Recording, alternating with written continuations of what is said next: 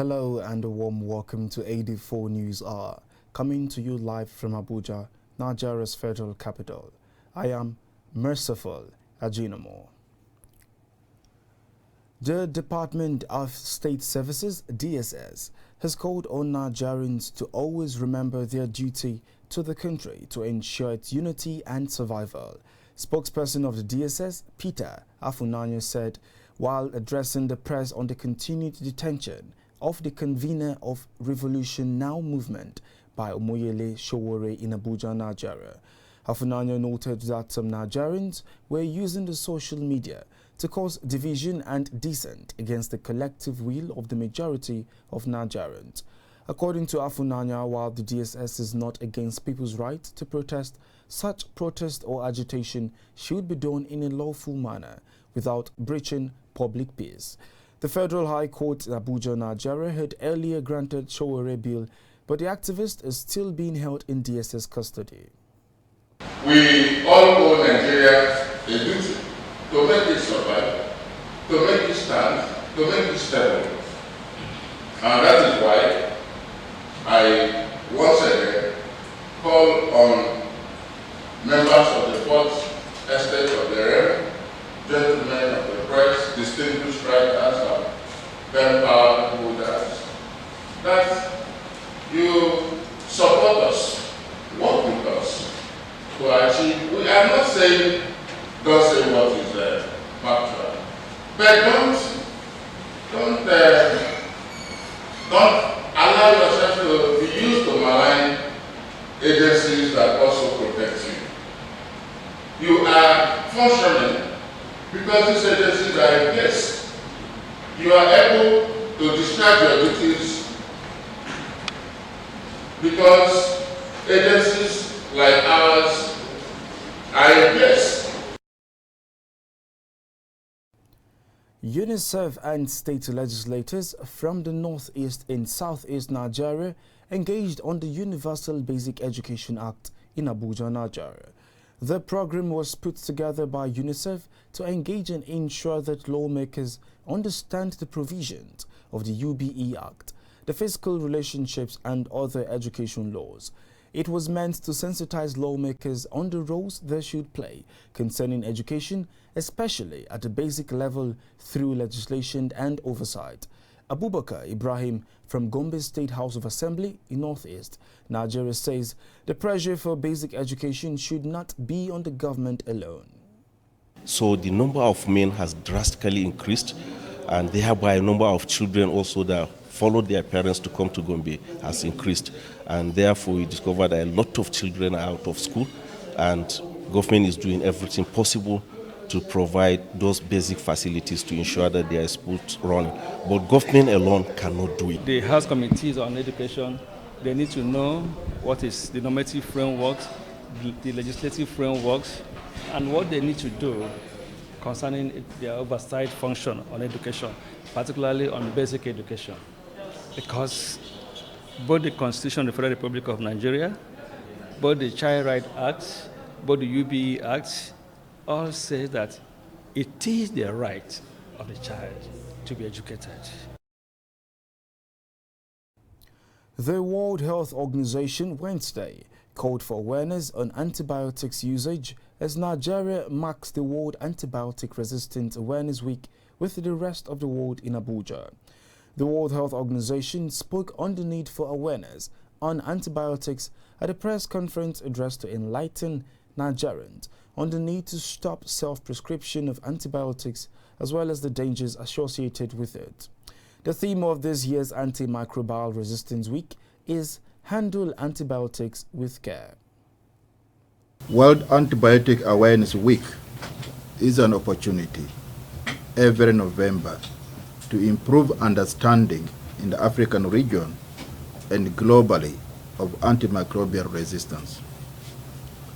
This year, the theme is Handle Antibiotics with Care, emphasizing the need to use antibiotics safely and responsibly across sectors, from agriculture and livestock production to public health, and to mitigate the impacts of antimicrobial pollution contaminating water and soil.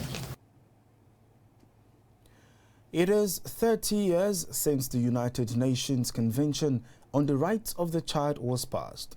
The International Children's Day is also celebrated every 20th of November to promote international togetherness, create maximum awareness amongst children worldwide, and improve children's welfare. AD4 TV Radios and James reports that UNICEF Nigeria marked the event in Abuja, Nigeria, with a call for more attention to the rights of the child. The International Day for Protection of Children is observed in many countries to help transform the lives of children around the world. The theme for this year is Children of Today are Keepers Tomorrow.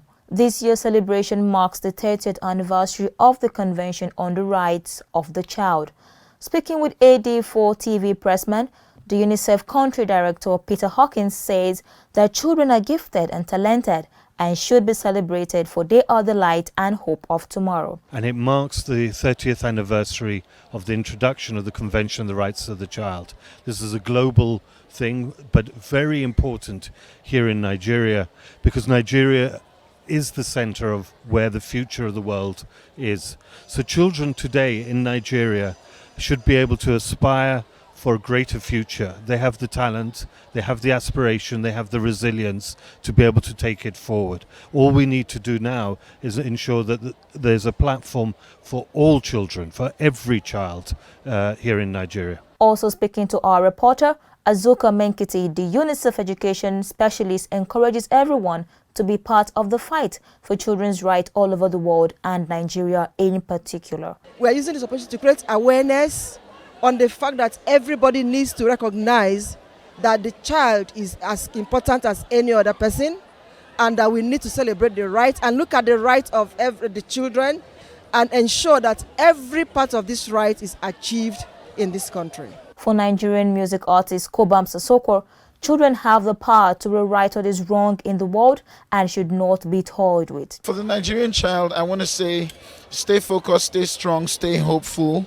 Myself and all of the celebrities and all of the people you see in this project who you admire are living testimonies to the fact that you can be better, you can be stronger. If there's anything we've done, you can do 10 times more, you can do 1,000,000 times more. I personally believe in you. I believe that you are the future, and I believe that you will come out strong. The students were also not left out, as they urged the government, non-governmental organizations and private bodies to do more and reach out to the rural parts of the country for their voices to be heard. There are lots of people, a lot of children out there that are not enjoying the same privilege as I am. Some, their rights are being violated, some are even enjoying their rights, some, their rights are being violated and they don't know what to do about it. So I think this program should continue, so I can reach those areas where those children's rights are being violated. Some, their rights are violated and they don't even know that their rights are being violated.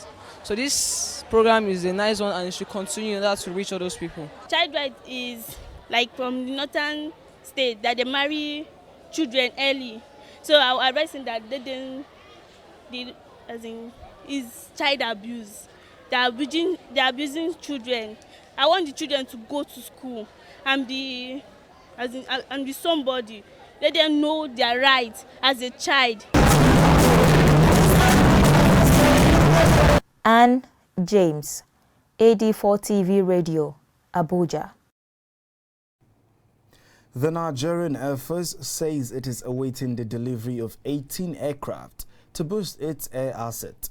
The Chief of the Air Staff, Air Marshal Sadiq Abubakar, disclosed these at the opening of a 2-day capacity building workshop on strategic communications in Abuja. Abubakar, who was represented by the Chief of Administration, Nigerian Air Force Headquarters Air Vice Marshal Kingsley Law, noted that the unflinching support of the federal government has enabled the service to acquire 19 brand new platforms. He said the Air Force has also reactivated 20 erstwhile unserviceable aircrafts, while another 18 aircraft have also been ordered and awaiting delivery. The unflinching support of the federal government has also enabled the Nigerian Air Force to acquire 19 brand new platforms, as well as reactivate 20 erstwhile unserviceable aircraft, while another 18 aircraft have also been ordered and are awaiting delivery.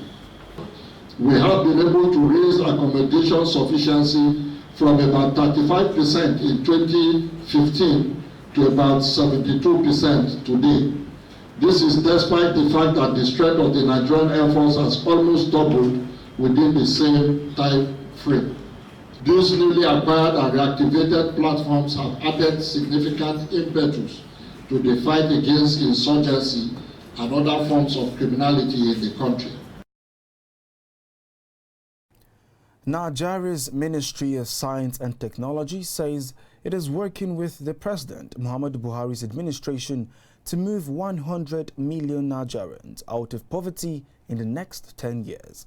Minister of Science and Technology Ogbonnaya Onu, represented by Anthony Fagbore, said these are the 7th annual Population Lecture Series 2019 in Abuja.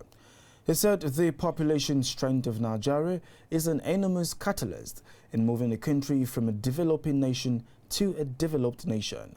Onu added that the ministry intends to promote industrialization by promoting local content and reducing importation. The population of Nigeria is estimated at over 200 million, exactly probably 200.96 million. That's the figure we have as at date, ranking the 7th in the world. This enormous human resource should be a catalyst in our quest at moving from a developing nation to a developed one.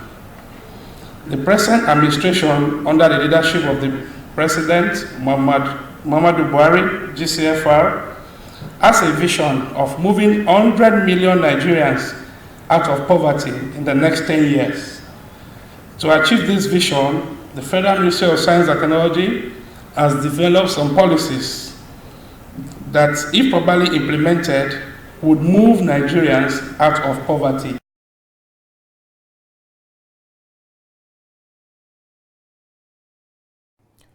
Nigeria's minister calls for eco-friendly sanitary facilities. The Minister of Nigeria State for Environment, Sharon Ikeazo, has advised stakeholders in government at all levels to ensure Nigerians have access to eco-friendly sanitary facilities. Ikeazo, who gave the advice during the celebration of the World Toilet Day on Tuesday in Abuja, said that eco-friendly sanitary facilities would help in addressing open defecation and other sanitation-related matters. The theme for the 2019 World Toilet Day is Toilet for All, focuses on leaving no one behind as the world strives to achieve universal access to sanitation. The minister said that this year's commemoration, Leaving No One Behind, draws attention to the fact that billions of people that do not have access to toilets should be carried along. According to her, the federal government is committed to addressing the sanitation challenges, including ending open defecation in the country and ensuring proper management of human waste. Ikeazo said that the 12th National Council on Environment, held in Akure, Ondo State, in 2018, approved and directed the ministry to develop a national policy for the declaration of national emergency on open defecation.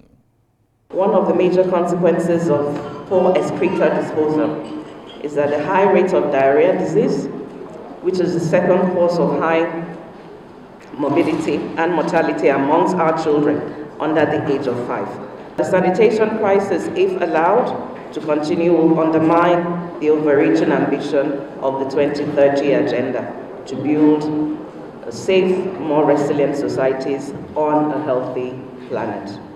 The federal government of Nigeria is committed to addressing the sanitation challenges, ending open defecation in the country, and ensuring proper management of excreta.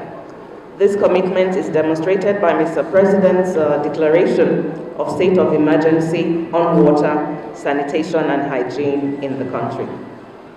I therefore challenge all the stakeholders here today, especially stakeholders on environment, particularly sanitation at national, state, and local government levels, not only to do the talking, but take practical steps and actions. That's it in AD4 News Hour, coming to you live from Abuja, Nigeria's federal capital. You can join the conversation on our website at www.ad4tvradio.com. Like and subscribe to our YouTube page at AD4 TV Radio. Follow us on our social media handles at AD4 TV Radio on Twitter, Facebook, LinkedIn and Instagram. Many thanks for watching. I am Merciful Ajinomo.